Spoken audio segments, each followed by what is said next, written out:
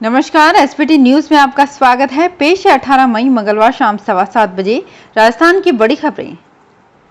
Corona संकट काल के बीच मुख्यमंत्री अशोक गहलोत ने एक बार फिर केंद्र की मोदी सरकार पर निशाना साधा है। मुख्यमंत्री ने कहा कि अगर कोरोना संक्रमण को लेकर केंद्र सरकार को फीडबैक देते हैं तो हम पर सियासत करने का आरोप लगाया जाता है। केंद्र और भाजपा के नेता कहते हैं कि हम शिकायत कर रहे हैं।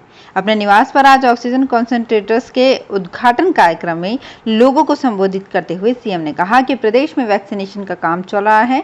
हमने पीएम मोदी से फ्री वैक्सीन की मांग की है, लेकिन केंद्र ने फ्री वैक्सीन की मांग नहीं मानी। अब राज्य अपने स्तर पर ग्लोबल टेंडर कर रहे हैं। अब इसके लिए राज्यों में ही कंपटीशन हो रहा है।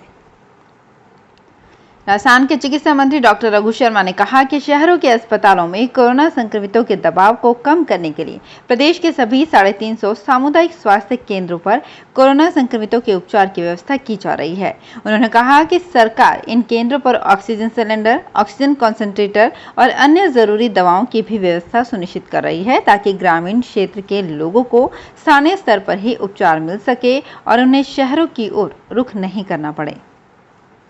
राजस्थान की सियासत से जुड़ी बड़ी खबर सामने आई है। सचिन पायलट खेमे से जुड़े पूर्व मंत्री एवं कांग्रेस के वरिष्ठ विधायक हेमाराम चौधरी ने विधायक पद से इस्तीफा दे दिया है। बाड़मेर के गुड़ामालानी विधानसभा क्षेत्र से कांग्रेस विधायक हेमाराम चौधरी ने विधानसभा अध्यक्ष को अपना इस्तीफा भेजा है। वरिष्ठ कांग्रेस नेता हेमाराम चौधरी लंबे समय से पार्टी से नाराज चल रहे थे। भीलवाड़ा शहर में लॉकडाउन में पुलिस महकमे की मुस्तैदी मंगलवार सुबह सामने आई। लॉकडाउन में शहर के हालात जानने के लिए साइकिल पर निकले जिला कलेक्टर शिव प्रसाद मदन नकाते को महिला कांस्टेबल निर्मला देवी ने रोक लिया। महिला कांस्टेबल को जब साइकिल सवार के कलेक्टर होने की जानकारी सामने आई तो वो घबरा उठी, लेकिन नकाते ने महिला कांस्टेबल की मुस्तैदी की सराहना करते हुए उसकी हौसला अफजाई की। जिला कलेक्टर नकाते लॉकडाउन और सोमवार मध्य रात्रि से हो रही बारिश से उभरे हालात को जानने के लिए शहर का जायजा लेने के लिए मंगलवार सुबह 8 बजे साइकिल से ही निकले थे।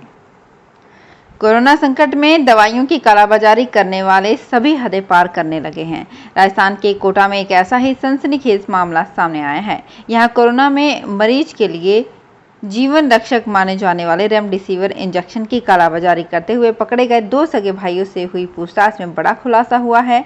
पुलिस ने दोनों भाइयों से 2 इंजेक्शन बरामद कर लिए हैं।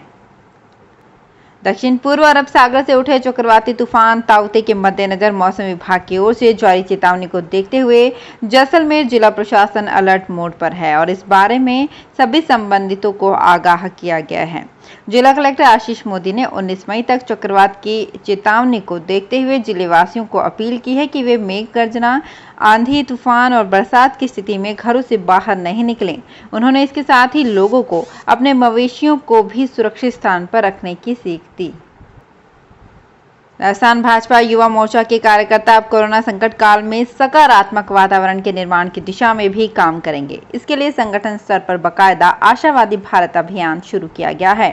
संगठन के पदाधिकारियों का मानना है कि कोरोना की दूसरी लहर के बीच मौजूदा वक्त में चारों तरफ नकारात्मक माहौल पनप रहा है, जो आमजन की मानसिकता पर प्रतिकूल प्रभाव डाल रहा है। यही वजह है कि लोगों के बीच सकारात्मक ऊर्जा का संचार करने की महती आवश्यकता हो गई है। राजस्थान में निजी स्कूलों की फीस को लेकर अभिभावकों का आक्रोश लगातार बढ़ता जा रहा है। सुप्रीम कोर्ट के निर्णय को 15 दिन होने के बावजूद अभी तक न स्कूल संचालक सुप्रीम कोर्ट के आदेश की पालना कर रहे हैं और न ही राज्य सरकार आदेश की पालना करवा पा रही है। इसे लेकर संयुक्त अभिभावक संघ प्रदेश भर के अभिभावकों से वीडियो कॉन्फ्रेंसिंग के जरिए जन जागरूकता अभियान के तहत शिकायत सुन रहा है और उन्हें सुप्रीम कोर्ट के आदेश, फीस एक्ट सहित अन्य सभी जानकारी उपलब्ध करवा रहे हैं। अगला संवाद बुधवार को दोपहर 2 बजे से आयोजित होगा। वन विभाग के वन्य जीव मंडल की ओर से वन्य जीव बहुल क्षेत्रों में पानी की उपलब्धता के अनुसार 26 मई को जोधपुर जिले के मुख्य जल बिंदु केंद्रों पर वन्य जीव गणना होगी। वैशाख पूर्णिमा को होने वाली वन्य जीव गणना के लिए जल बिंदु केंद्रों का आंकलन शुरू कर दिया गया है। गणना में शामिल होने वाले वन कर्मियों को सैनिटाइजर, मास्क सहित आवश्यक चिकित्सा व अल्पाहार सामग्री का किट प्रदान किया जाएगा। भीलवाड़ा जिले में पिछले कोरोना संक्रमितों में ब्लैक फंगस भी सामने आ रहे हैं। ऐसे में लोगों के मन में सवाल उठने लगा है कि कोरोना की तरह क्या ब्लैक फंगस भी एक से दूसरे व्यक्ति तक फैल सकता है। ब्लैक फंगस का उपचार कर रहे नाक कान गला रोग विशेषज्ञ डॉक्टर जयराज वैष्णव का कहना है कि ये कोरोना की तरह संक्रामक नहीं है और एक से दूसरे व्यक्ति तक नहीं फैलता। इस तरह का फंगस पहले से ही हमारे बीच हवा, मिट्टी, एसी, गंदगी वाली जगहों में मौजूद है। इस फंगस से उन लोगों को सतर्क रहना चाहिए जिनकी इम्यूनिटी कमजोर है। कोरोना के बढ़ते संक्रमण में ऑक्सीजन की कमी को दूर करने के लिए उदयपुर के सरकारी अस्पतालों में 5 ऑक्सीजन के नए प्लांट लगेंगे। इन प्लांट से प्रतिदिन 600 सिलेंडर ऑक्सीजन बनेगी। इसके लिए यूआईटी की शनिवार को राज्य सरकार के निर्देश पर हुई आपात बैठक में 335 करोड़ रुपए की स्वीकृति दी गई। यहां कलेक्ट्री में यूआईटी चेयरमैन व जिला कलेक्टर चेतन देवड़ा की अध्यक्षता में बैठक हुई।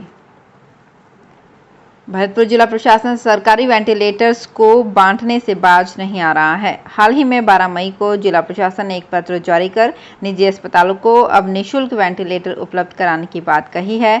वहीं आरबीएम की पीएमओ ने जिंदल हॉस्पिटल को पत्र लिखकर 5 वेंटिलेटर्स को वापस मांग लिया है। राजस्थान में बढ़ते कोरोना संक्रमण को लेकर पुलिस सड़कों पर है। पुलिस लोगों से घरों में रहने की अपील कर रही है। शहरों की तरह गांव में भी कोरोना संक्रमण पांव पसार रहा है। जयपुर ग्रामीण एसपी शंकर दत्त शर्मा ने गांव में कोरोना के चेन तोड़ने के लिए मेरा गांव मेरी जिम्मेदारी अभियान की शुरुआत की थी। अब इस अभियान का असर गाँव में देखने को मिल रहा है।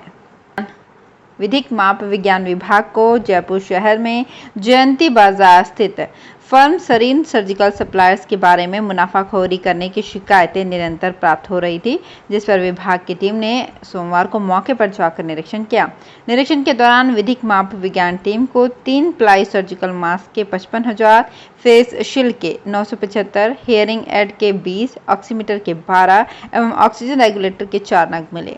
इन सभी नगों के पैकेटों पर एमआरपी एवं निर्धारित सूचना का डिस्प्ले नहीं पाए जाने पर सभी सामग्री को जब्त कर लिया गया।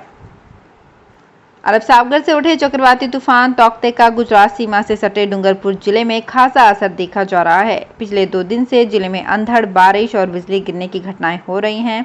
इस बीच मंगलवार को तूफान के जिले से करीब 125 किलोमीटर की दूरी से गुजरने की संभावना के मद्देनजर हाई अलर्ट घोषित किया गया है। तो फिलहाल इस बुलेटिन में इतना ही। फिर हाजिर होंगे कुछ और बड़ी खबरों के साथ। एसबीटी न्यूज के और भी वीडियोस को देखने के लिए हमारे चैनल को सब्सक्राइब करें और नोटिफिकेशन पाने के लिए बेल आइकन को प्रेस करें।